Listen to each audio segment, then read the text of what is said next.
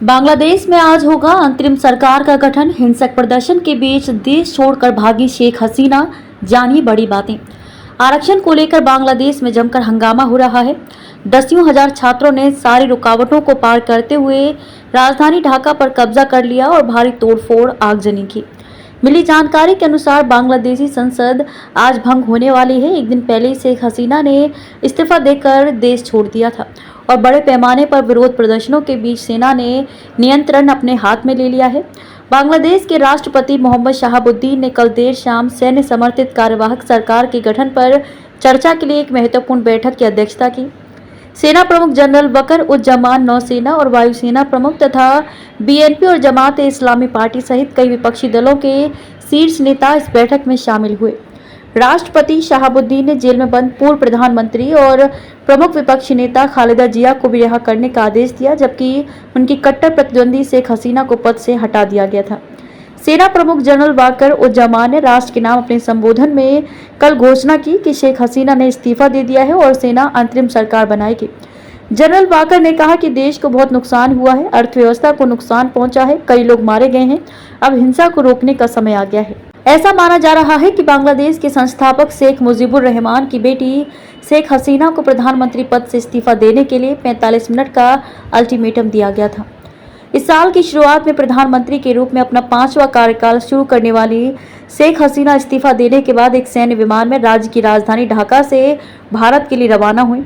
76 वर्षीय हसीना के साथ उनकी छोटी बहन शेख रेहाना भी थी। शेख हसीना ने दिल्ली से करीब 30 किलोमीटर दूर उत्तर प्रदेश के गाजियाबाद में हिंडन एयरफोर्स बेस पर उतरने के बाद शाम को राष्ट्रीय सुरक्षा सलाहकार अजीत डोभाल से मुलाकात की। सूत्रों से मिली जानकारी के अनुसार शेख हसीना यहां के बाद लंदन के लिए रवाना होने की उम्मीद है, जहां वे राजनीतिक शरण मांग रही हैं।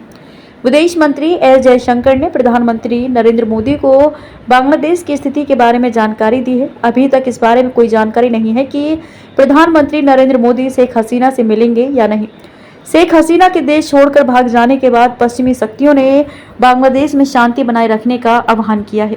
संयुक्त राज्य अमेरिका ने सभी विपक्षों से हिंसा से बचने का आह्वान किया, जबकि संयुक्त राष्ट्र महासचिव एंटोनियो गुटेरेस ने शांतिपूर्ण, व्यवस्थित और लोकतांत्रिक परिवर्तन का आह्वान किया।